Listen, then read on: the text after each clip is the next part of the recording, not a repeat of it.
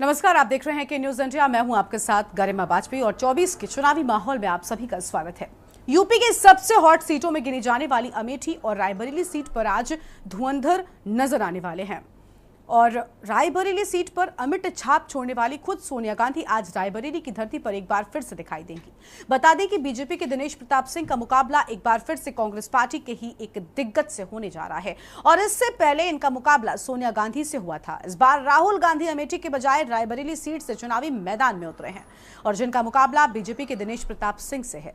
Amethi seat की बात करें तो बीजेपी प्रत्याशी स्मृति ईरानी के खिलाफ कांग्रेस से गांधी परिवार के बेहद करीबी माने जाने वाले किशोरी लाल शर्मा चुनाव लड़ रहे हैं। इन दोनों ही सीटों पर सपा ने इस बार वॉकओवर ही कांग्रेस को नहीं दिया, बल्कि जिताने के लिए मशक्कत करती भी नजर आ रही है।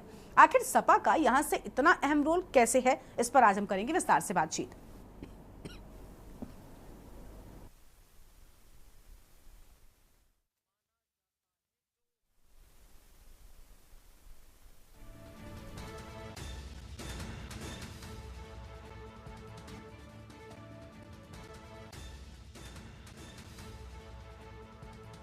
अहम है, 2019 में बीजेपी को अमेठी से जीत मिली थी। कुछ अहम बातें आपको इन दोनों ही सीटों की हम बताते हैं, लेकिन रायबरेली सीट पर कांग्रेस का रसूख बरकरार रहा। सोनिया गांधी की संसदीय सीट कहलाती है और रायबरेली में सोनिया गांधी ने दिनेश प्रताप सिंह को भारी मतों से हराया था। यह अहम जानकारी आपको हम बता रहे हैं। बीजेपी ने दिनेश प्रताप सिंह को चुनावी मैदान में फिर से उतारा है और जिनका मुकाबला इस बार सोनिया गांधी के बजाय राहुल गांधी से है।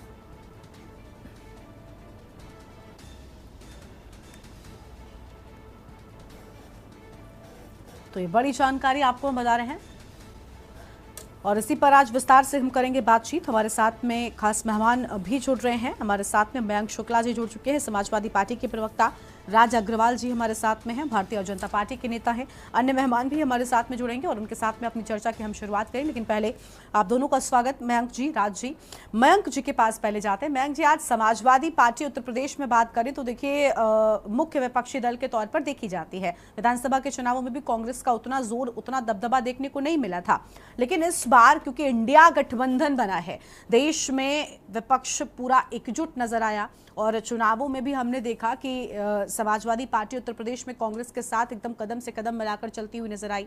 राहुल गांधी के साथ में साझा रैलियां हुई, साझा प्रेस कॉन्फ्रेंसेस भी हुई और अब समर्थन पूरी तरीके से सपा ने दिया है रायबरेली और अमेठी सीट को। पहले भी हमने कई बार देखा कि इन सीटों पर समाजवादी पार्टी ने प्रत्याशी नहीं उतारे हैं, गठबंधन से पहले की मैं ये बात बता रही हूँ, लेकिन इस बार तो गठबंधन है, तो किस तरीके से समर्थन दिया जा रहा है और कितना आश्वस्त हैं आप इंडिया गठबंधन के प्रत्याशी या राहुल गांधी कह लें या किशोरी लाल शर्मा कह लें, इनकी जीत को लेकर?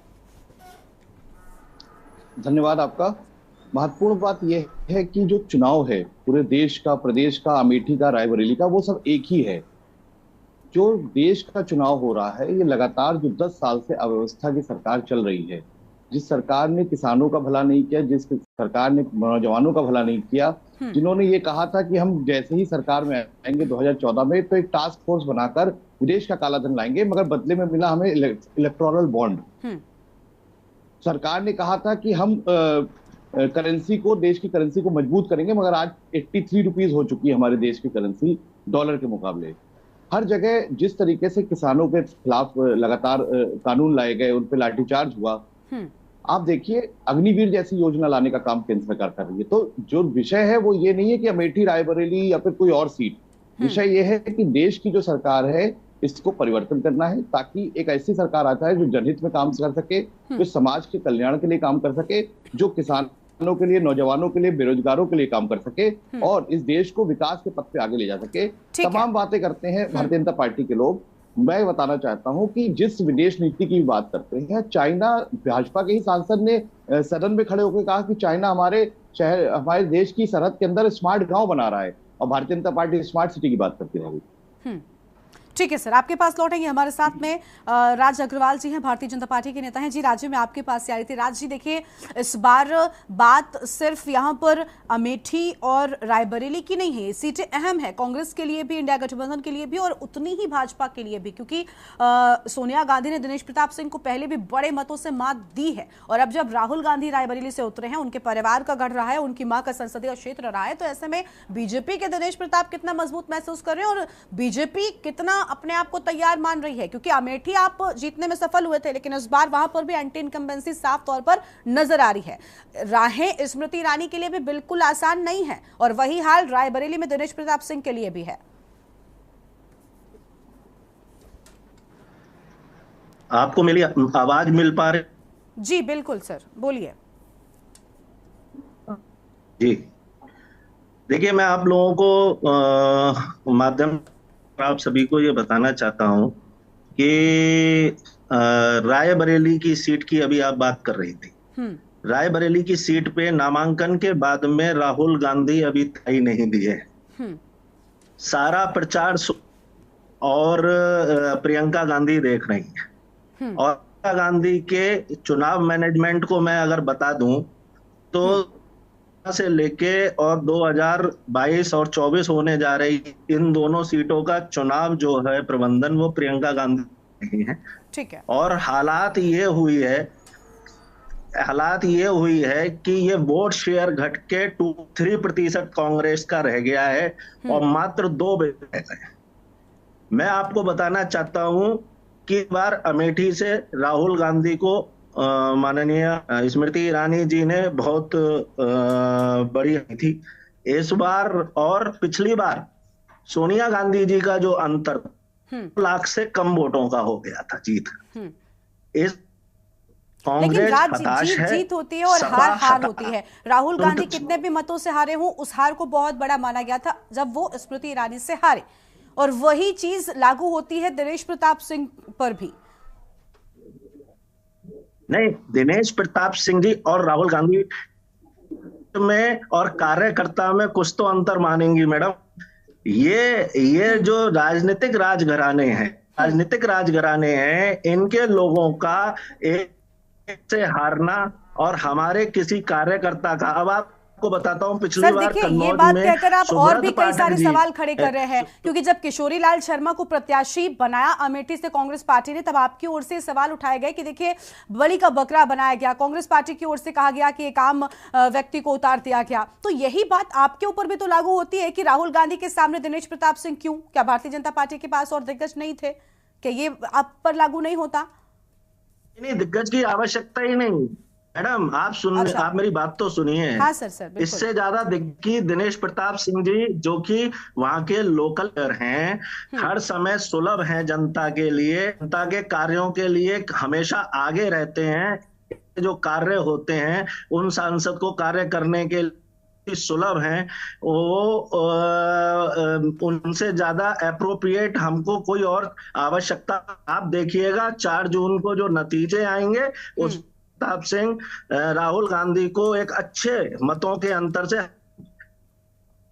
ठीक है सर, आपकी आवाज कुछ ठीक तरीके से पहुंच नहीं पा रही, हम आपके पास वापस लौटेंगे। हमारे साथ में वरिष्ठ पत्रकार गौरव अवस्थी जी भी जुड़ चुके हैं। बहुत स्वागत सर आपका के न्यूज इंडिया पर। गौरव जी, अपनी चर्चा में अगर हम बात करें तो देखिए अमेठी और रायबरेली अहम सीटों में से मानी जा रही है। आप एक वरिष्ठ पत्रकार है, उस लिहाज से क्या देख पा रहे हैं आप? क्योंकि दोनों ही सीटें बहुत अहम है। रायबरेली में कांग्रेस कोर कसर नहीं छोड़ रही है, अमेठी में किशोरी लाल शर्मा के साथ भी कुछ वैसी ही चीजें नजर आ रही हैं। पूरे जो दिग्गज हैं कांग्रेस पार्टी के वो उतर रहे हैं, और समाजवादी पार्टी का भी पूरा समर्थन नजर आ रहा है। क्या देख पा रहे हैं आप इन दोनों सीटों के आगे के जो चीजें हैं, क्या कुछ नजर आ रहा है आपको? देखिए, रायबरेली में तो खास तौर से जो राहुल गांधी की उम्मीदवारी है उसको लोगों ने पहले दिन से ही हाथों हाथ लिया है। और ये पिछले 5 चुनाव में हम देखें तो एक उपचुनाव छोड़ दें सोनिया गांधी का, जिसमें समाजवादी पार्टी ने अपना उम्मीदवार दिया था, बेनी प्रसाद वर्मा जी के दामाद लड़े थे 2006 के उपचुनाव में। बाकी चुनाव में समाजवादी पार्टी कांग्रेस के समर्थन में ही रही है, और इस बार वो समर्थन खुलकर समाजवादी को मिल रहा है। तो इसलिए कांग्रेस बहुत हो रहा है इस चुनाव में। और अभी जो बात कर रहे थे भाजपा के प्रवक्ता जी की दिनेश प्रताप जी, इसमें कोई दो राय नहीं कि मजबूत उम्मीदवार है, एक मजबूत रिकॉर्ड उनके नाम पर बना हुआ है 2019 का, कि गांधी परिवार के खिलाफ सबसे ज्यादा वोट पाने वाले प्रत्याशी हैं। लेकिन अब उनके सामने वही रिकॉर्ड बचाए रखने की भी चुनौती इस चुनाव में सामने नजर आ रही है, क्योंकि जनता का जो मूड और मिजाज हम लोग देख पा रहे हैं वो शायद उनको इसमें ज्यादा मशक्कत करनी पड़ेगी कि जो पिछली चुनाव में उनको वोट हासिल हुआ वो इस बार बरकरार रहे। अब बिल्कुल रही बात बिल्कुल, यानी अमेठी आप की, आपकी बात का अगर जिस निकालें तो आप यही कहना चाहते हैं कि चुनौतियां दोनों के लिए बराबर है। अगर कांग्रेस पार्टी के लिए गढ़ बचाने की है तो उतनी ही बीजेपी के सामने भी है कि अपना कम से कम जो अंतर था उसको बढ़ाया वोट जा बैंक को सके। बचाना, बिल्कुल बिल्कुल सर, वोट आपके बैंक को। बिल्कुल आपके पास लौटते हैं सर। केशवानंद शुक्ला जी हमारे साथ में जुड़ चुके हैं, हमारे संवाददाता हैं रायबरेली से। केशवानंद का रुख कर लेते हैं। केशवानंद, रायबरेली की बात करें तो पूरा गांधी परिवार पूरी कोर कसर यहां पर लगाते हुए नजर आ रहा है, कोई भी कोर कसर नहीं छोड़ी जा रही है, जोर आजमाइश पूरी है। सोनिया गांधी खुद बताया जा रहा है रायबरेली में अपनी पार्टी के लिए प्रचार प्रसार करती नजर आएंगी। हालांकि काफी वक्त से वो अपने स्वास्थ्य कारणों के चलते राजनीति से दूर रही हैं, लेकिन क्योंकि अब रायबरेली की सीट को प्रतिष्ठा के तौर पर देखा जा रहा है राहुल के लिए, खास तौर पर अमेठी छोड़कर वो रायबरेली आए हैं, तो ऐसे में यहां पर जीत सुनिश्चित हो ये गांधी परिवार भी पूरी कोशिश कर रहा है।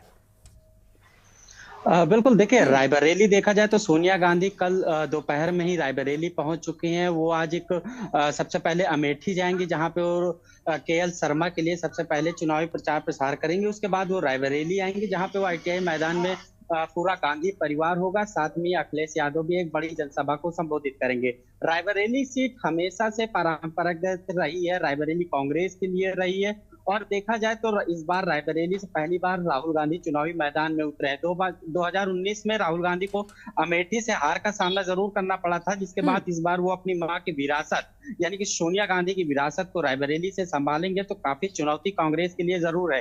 लेकिन दूसरी ओर अगर देखा जाए तो भाजपा में जैसे बीते दिनों से लगातार फाड़ चल रही थी, एक ही पार्टी में देखा जाए तो दो अलग अलग नेता हैं, वो चाहे रायबरेली सदर की विधायक रही अदिति सिंह हैं और दिनेश प्रताप सिंह, उनमें फाड़ देखने को मिल रहा है। सोशल मीडिया पर जिस प्रकार लगातार एक दूसरे के खिलाफ पोस्ट भी किया गया है, तो कहीं ना कहीं इसका फायदा कांग्रेस पार्टी को रायबरेली में जरूर मिलेगा। और रायबरेली देखा जाए तो गांधी परिवार के लिए ही रायबरेली में हमेशा जिस प्रकार लोगों की और इस बार समाजवादी पार्टी का जो समर्थन मिल रहा है, तो उसका भी फायदा रायबरेली में कांग्रेस को जरूर देखने को मिल रहा है। जी बिल्कुल, साफ तौर पर फायदा तो देखने को मिल रहा है, लेकिन केशवानंद ये भी जानना चाहेंगे कि जिस तरीके से अभी हमारे साथ में जो प्रवक्ता है वो भी जुड़े हुए थे, माफ कीजिएगा, बीजेपी और सपा दोनों के प्रवक्ता थे। बीजेपी कह रही है कि हम आश्वस्त हैं, प्रत्याशी कोई भी हो हमारा कार्यकर्ता उतरा है और हम जानते हैं कि हमारे कार्यकर्ता पर जनता को विश्वास है, हमारी पार्टी की नीतियों पर विश्वास है। बीजेपी से दिनेश प्रताप सिंह को रायबरेली में राहुल के सामने उतारा गया, क्या दिनेश प्रताप सिंह टक्कर दे पा रहे हैं? पहले तो यहां पर यह बड़ी बात होती है। देखिए 2019 में भी दिनेश प्रताप सिंह रायबरेली से उम्मीदवार भाजपा के थे, जो कि सोनिया गांधी के खिलाफ चुनाव लड़े थे। तो काफी अच्छा जो है उनका प्रदर्शन रायबरेली में देखने को मिला था, लाखों वोट उनको मिले थे। तो उनका जो प्रदर्शन था वो रायबरेली में काफी बेहतर था। इस बार लेकिन जो माहौल है वो काफी दूसरा माहौल देखने को मिल रहा है, जो क्योंकि इस बार जो उनकी बीजेपी है उसमें ही फाड़ देखने को मिल रही है। तो जो रायबरेली में कांग्रेस है तो उस कांग्रेस को फायदा जरूर मिल रहा है। पिछली बार की अगर बात करें तो एक टीम लीडर होकर के बाकायदा जो है काम भारतीय जनता पार्टी ने रायबरेली में किया था, तो दिनेश प्रताप सिंह को काफी अच्छे जो वोट है वो 2019 में मिले थे। और देखा जाए तो 2019 में बीजेपी मोदी सर की लहर भी देखने को मिल रही थी, तो उसका भी फायदा भारतीय जनता पार्टी के जो प्रत्याशी हैं उनको मिला था। लेकिन इस बार देखा जा रहा है कि भारतीय जनता पार्टी के जो प्रत्याशी हैं उनके खिलाफ रायबरेली में ही जो दो फाड़ है उसका जो फायदा है वो सीधे तौर पर जो कांग्रेस के प्रत्याशी हैं राहुल गांधी, तो उनको मिलता हुआ नजर आ रहा है। जी ठीक है सर, ठीक है, आपके पास लौटेंगे केशवानंद। हमारे साथ में गौरव जी लगातार बने हुए, गौरव जी का रुख एक बार फिर से कर लेते हैं। गौरव जी, आपको क्या लग रहा है कि इस बार के चुनाव में चुनौतियां ज्यादा बड़ी किसके लिए और ये सीटें अहम किसके लिए हैं? क्योंकि देखिए जब अमेठी हारे राहुल गांधी उस दौरान बहुत ज्यादा क्रेडिट स्मृति ईरानी को मिला, या हम ये कह लें कि उस सीट को जीतने के बाद स्मृति ईरानी का राजनीतिक करियर दोगुनी स्पीड से आगे बढ़ा, क्योंकि एक बड़ा वर्चस्व उनका कायम हो गया, एक बड़ा नाम हो गया पार्टी लाइन के भीतर भी और साथ ही साथ आम जनता के बीच में भी। राहुल गांधी को नुकसान भी उतना ही हुआ था कि राहुल गांधी एक पार्टी का बड़ा नेता वो हार गया स्मृति ईरानी से, और खास तौर पर वो जगह जो उनका अपना किला था, जो उनका अपना गढ़ था। तो इस बार आप दोनों ही सीटों पर बीजेपी के लिए बड़ी चुनौती मान रहे हैं या कांग्रेस पार्टी के लिए? ये सही है कि पिछला चुनाव जो था उसमें एक नया इतिहास बनाया था स्मृति ईरानी ने जीत कर। लेकिन 2024 में गांधी परिवार ने जो रणनीति स्मृति को पराजित करने के लिए अपनाई है वो उनकी रणनीति यहाँ पर जन समर्थन को देखते हुए कारगर सी दिख रही है। और एक इतिहास 2019 में बना था, और अगर कांग्रेस अपनी रणनीति में सफल रही, जैसा कि प्रियंका गांधी लगातार अमेठी को भी समय दे रही है, और अगर उनकी रणनीति सफल रही तो एक इतिहास 2024 में भी बनेगा कि वो अपने विश्वास पात्र अपने कार्यकर्ता के माध्यम से वो स्मृति जैसी सांसद को पराजित कर ले जाएंगे। तो एक नया इतिहास वो नए गढ़ने की तैयारी में है, और ये 4 जून बताएगा कि उनकी रणनीति कारगर रही या बिल्कुल बिल्कुल नतीजों के साथ तस्वीर पूरी तरीके से स्पष्ट हो जाएगी। ठीक है सर, आपके पास लौटेंगे। ठीक है, मयंक शुक्ला जी हैं, सपा प्रवक्ता है, उनका रुख कर लेते हैं। मयंक जी, एक बात बहुत उठी और जब रायबरेली से राहुल के नाम पर अंतिम मोहर लगी उसके बाद ही कहा गया, बीजेपी ने तो आरोप लगा दिया कि राहुल अमेठी से भाग गए हैं। खुद प्रधानमंत्री ने एक सभा में ये बात कही थी। क्या नहीं लगता कि अमेठी में भी राहुल को जाना चाहिए था? कुछ फैसले कांग्रेस पार्टी के उनके ऊपर ही भारी पड़ जाते हैं, रायबरेली क्यों? क्या अमेठी से डर था? सर्वे तो इंटरनल हुआ था, वहां पर ऐसा माना जा रहा था कि मजबूती हो रही है, अब वापस से मजबूत हो रही है कांग्रेस पार्टी, तो अमेठी क्यों नहीं? भाजपा के लोगों की मतलब भागने और भगाने की बहुत पुरानी आदत है। ये रण छोड़ के अक्सर भाग जाते हैं, इसलिए इनके मन में यही विचार चलते रहते हैं। मैं बात करूंगा शुक्ला जी, जो हमारे संवाददाता हैं, उनकी बात बहुत मजबूत है कि भारतीय जनता पार्टी इस वक्त जो है रायबरेली और अमेठी में किराए के नेताओं के भरोसे है। ये अपने मूल कार्यकर्ताओं के बस पे तो ये भी नहीं है कि वो चुनाव लड़ पाए। वो अपने दूसरे दलों से लाके और तमाम नेताओं को इकट्ठा करके कोशिश कर रही है कि कहीं रण के बीच में आ जाए। हालांकि चुनाव एक तरफा है, बहुत ज्यादा लंबी चौड़ी उसमें बातचीत नहीं है। दोनों सीटें ऐतिहासिक मतों से जीतेंगी। हमारे आदरणीय अवस्थी जी जो बता रहे थे कि भारतीय जनता पार्टी का जो चुनाव है उसमें अमेठी में वो बेहद कमजोर इसलिए हो गया क्योंकि कांग्रेस पार्टी ने अपने एक कार्यकर्ता को टिकट दिया और उसे मजबूती से जिताने की ओर अग्रसर है। भारतीय जनता पार्टी अक्सर ही कहती है अपने कार्यकर्ताओं को सम्मान देते हैं, मगर जब कांग्रेस अगर कार्यकर्ता को मजबूती से लड़ा रही है और जिताने की स्थिति में आ गई तो भारतीय जनता पार्टी के नेताओं के पेट में दर्द होने लगता है। मेरा मानना यह है कि भारतीय जनता पार्टी अपनी हार को देख के बहुत परेशान है। पूरे उत्तर प्रदेश में भारतीय जनता पार्टी का सफाया होने जा रहा है और इंडिया गठबंधन और समाजवादी पार्टी कांग्रेस मिलके इस जनहित विरोधी सरकार को उखाड़ फेंके। ठीक है सर, ठीक है, लौटेंगे आपके पास। राज जी हमारे साथ में लगातार बने हुए बीजेपी से हैं। हाँ राज जी, आप कुछ कह रहे हैं, मैं आप ही के पास आ भी रही थी। देखिए, अभी हमने ये सवाल किया कि राहुल गांधी अमेठी से क्यों चुनावी मैदान में नहीं उतरे, वैसे ही सवाल आपसे भी है कि आपकी ओर से अभी देखिए मयंक जी ने भी आरोप लगा दिया कि किराए के नेताओं के भरोसे बीजेपी चल रही है दोनों जगहों पर। ऐसा क्यों? आप क्या रायबरेली की अगर हम बात कर ले तो दो फाड़ नजर आ रही थी, चाहे वो अदिति सिंह का मामला हो और दिनेश प्रताप सिंह पर, उस पर भी हमने चर्चा की। तो आपके तो नेता ही एकजुट नहीं है। आप कैसे ये कह रहे हैं कि हम जीत हासिल कर रहे हैं, या कैसे आपको ये विश्वास है कि रायबरेली में आप झंडा गाड़ पाएंगे?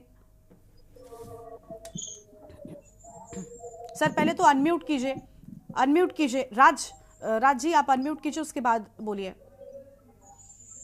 जी अब आवाज आ पा रही है आपको? हाँ जी सर, बोलिए। जी, मैं ये बता देना चाहता हूं कि भारतीय जनता पार्टी में टिकट मिलने से पहले किसी तरीके का कोई विवाद रहता हो, अदिति सिंह हो गई या हमारी और बड़े लीडर्स हो गए, उसके टिकट मिलने के बाद में भारतीय जनता पार्टी एक ऐसा कैडर है जो कभी भी किसी प्रकार की कोई लड़ाई नहीं लड़ता। उसके बाद में वह केवल और केवल कमल के फूल को देखता है और उसी को चुनाव जिताता है। मैं सपा के प्रवक्ता से पूछना चाहता हूं, सोशल मीडिया पर पोस्ट आ जाती है और ये कह दिया जाता है कि उसूलों के साथ कोई समझौता नहीं, उसके बाद इस पोस्ट का जवाब भी दे दिया जाता है। अदिति सिंह वाले प्रकरण से तो आप वाकिफ होंगे ना रायबरेली के?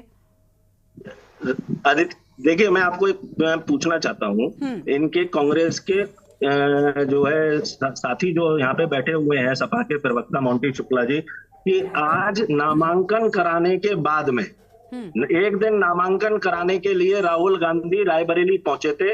रायबरेली में उसके बाद में एक भी बार अभी तक राहुल गांधी नहीं पहुंचे। क्यों? ऐसा कहाँ है? क्यों भागे हुए हैं वो रायबरेली से? अपनी माता जी को लगा रखा है, अपनी बहन जी को लगा रखा है, जनता के बीच में काम करना नहीं चाहते हैं क्या? अच्छा, अभी तो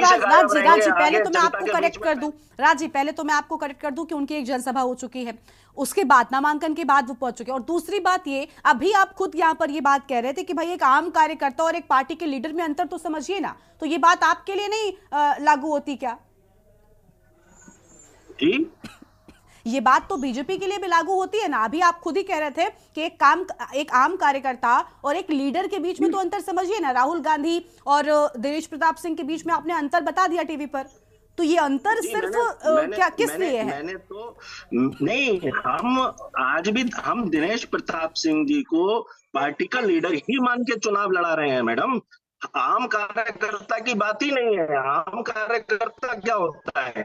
हमने जब सांसदी का टिकट दे दिया दिनेश प्रताप सिंह जी को, तो हम दिनेश प्रताप सिंह जी को एक लीडर की तरह ही चुनाव लड़ा रहे हैं, और वह लड़ भी रहे हैं। और 4 जून को आपको पता लग जाएगा कि कितने बड़े अंतर से ठीक है कि आपकी पार्टी के विधायकों का समर्थन आपके सांसद प्रत्याशी को क्यों नहीं मिल रहा? कि ये आपके लिए कमजोरी नहीं है?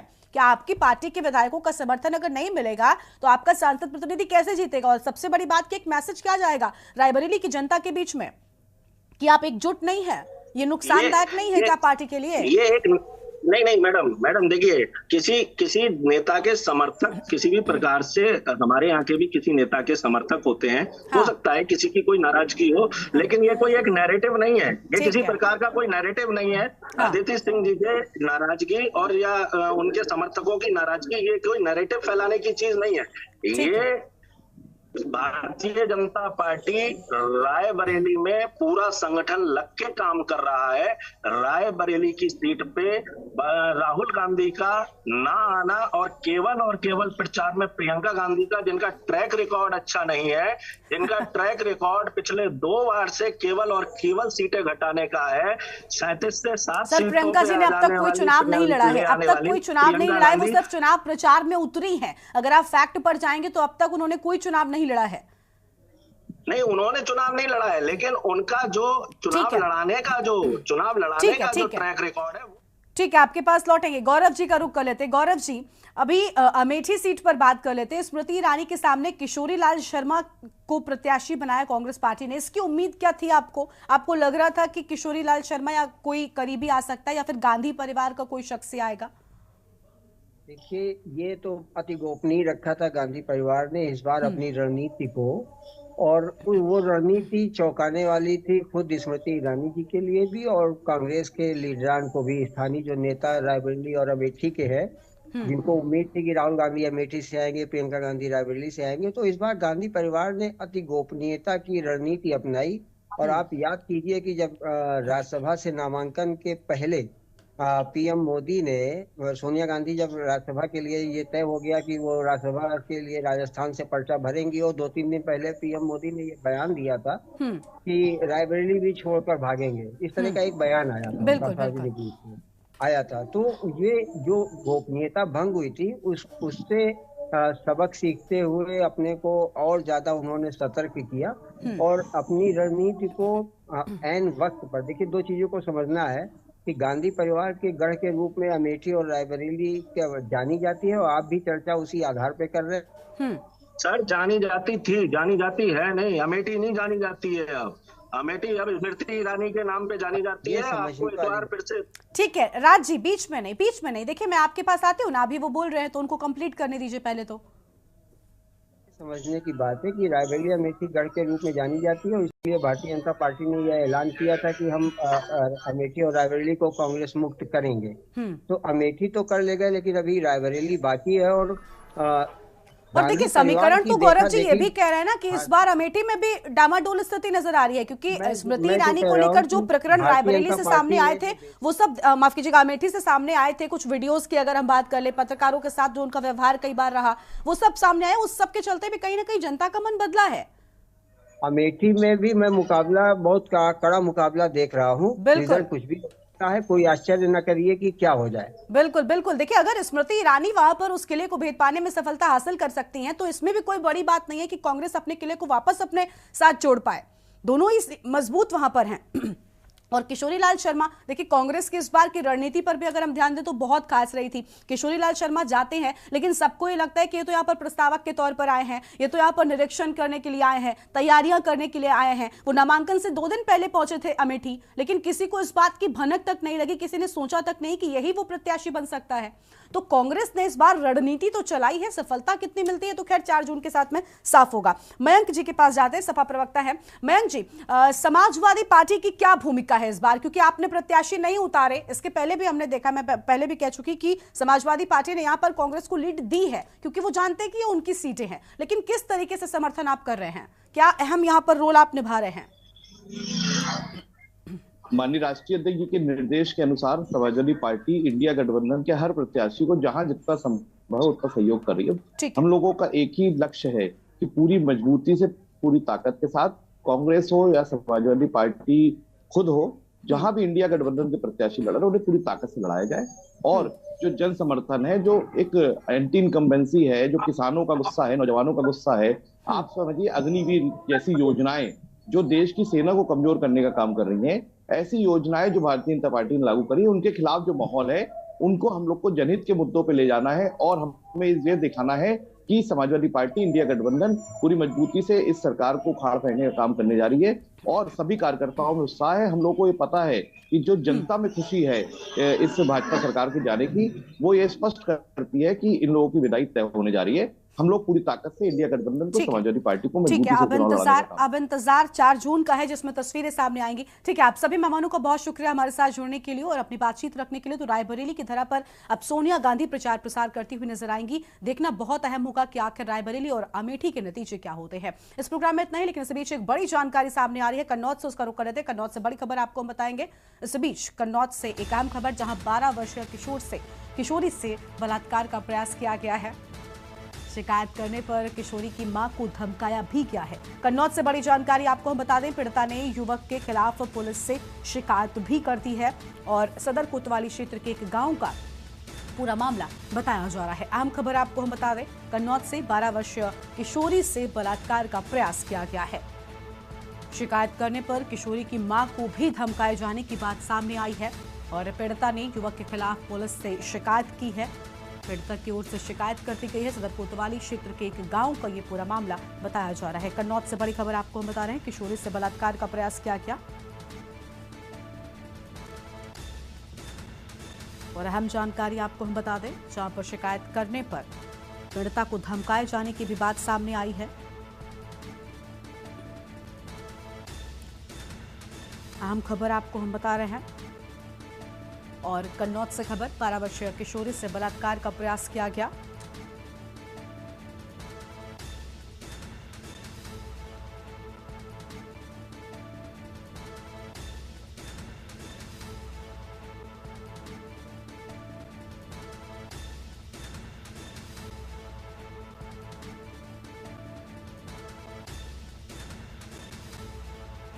तो शिकायत करने पर किशोरी की मां को धमकाया। बड़ी जानकारी आपको हम बता रहे हैं, पीड़िता के युवक के खिलाफ तहरीर दी है और सदर कोतवाली क्षेत्र के एक गांव का ये पूरा मामला बताया जा रहा है। तो एक गांव का है ये पूरा मामला। बड़ी खबर आपको हम बता रहे हैं।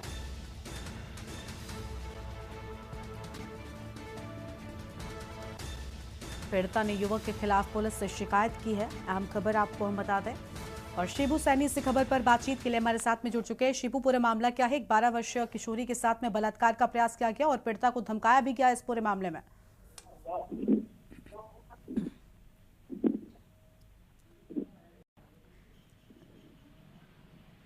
शिबू, आवाज मिल रही है आपको हमारी? जी, आपको बता दें, एक कन्नौज में एक गांव का मामला है। ये सदर कोतवाली क्षेत्र का, जो 12 साल की किशोरी थी, वो खेत के जा रही थी, वही कोई घास लगाए बैठे आवाज के भूखे भेड़िए ने उसको दबोचना चाहा, तो भागने की कोशिश की। उसकी माँ आई, उसको माँ को भी भगा दिया वहां पे। ठीक है, शुक्रिया आपका शिबू।